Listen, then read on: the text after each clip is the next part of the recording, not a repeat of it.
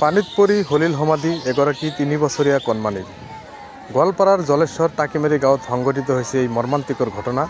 মৃত কণমানিজনী টাকিমাৰী গাঁৱৰ আব্দুল ৰছিদৰ একমাত্ৰ কন্যা ৰুবিনা পাৰবিন বুলি জানিব পৰা গৈছে। ৰাতিপুৱাৰ পৰা নিৰুদ্দেশ হৈ আছিল কণমানিজনী। পৰিয়ালৰ লোকে বিভিন্ন ঠাইত অনুসন্ধান চলাইছিল যদিও কোনো সংসূত্ৰ বিচাৰি পোৱা নাছিল ছোৱালীজনীক। অৱশেষত স্থানীয় ৰাইজৰ সহযোগত ঘৰৰ কাষতে থকা পুখুৰীত নেট জাল পেলাই উদ্ধাৰ কৰে কণমানিজনীৰ মৃতদেহ। তাৰ পিছতেই হোৱা দোৱা লাগে পৰিয়ালৰ লোকৰ মাজত। উক্ত ঘটনাই টাকিমাৰী অঞ্চলত শোকৰ ছাঁ পেলাইছে। ৰাতি 9 বজাৰ পৰা ইফালে মানে বিচাৰিছোঁ আমি পোৱা নাই। বহুত দূৰলৈকে গৈছিলোঁ, কিন্তু লাষ্টত আমি ঘৰৰ ওচৰ পাজৰে যিবিলাক খাল পুখুৰীবিলাক আছে সেইবিলাক আৰু আমি বেলেগক মানে বিচাৰি জালিতে তাৰ পৰা উদ্ধাৰ কৰিলোঁ। ছোৱালীজনীৰ নাম কি? নামটো আছে তাৰ দেউতাকৰ নাম টাকিমাৰী। বয়স কিমান হ'ব? বয়স 3 বছৰ হ'ব। বিচাৰি পাইছে? বিচাৰি পাইছে। যেতিয়া মাইকিং কৰে আব্দুল ৰছিদৰ ছোৱালী নিৰুদ্দেশ, তেতিয়া আমি গাঁৱৰ আটাই মানুহ আহি আহিছোঁ। আমি অনুমান কৰিলোঁ যে এই গাঁৱৰ ভিতৰতে থাকিব লাগে।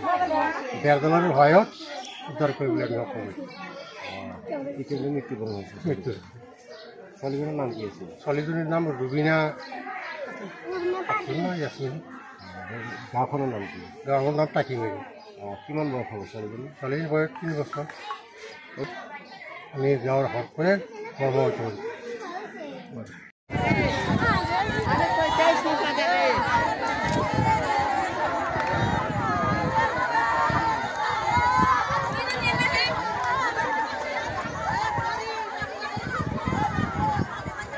যে কথা সেইকাৰণে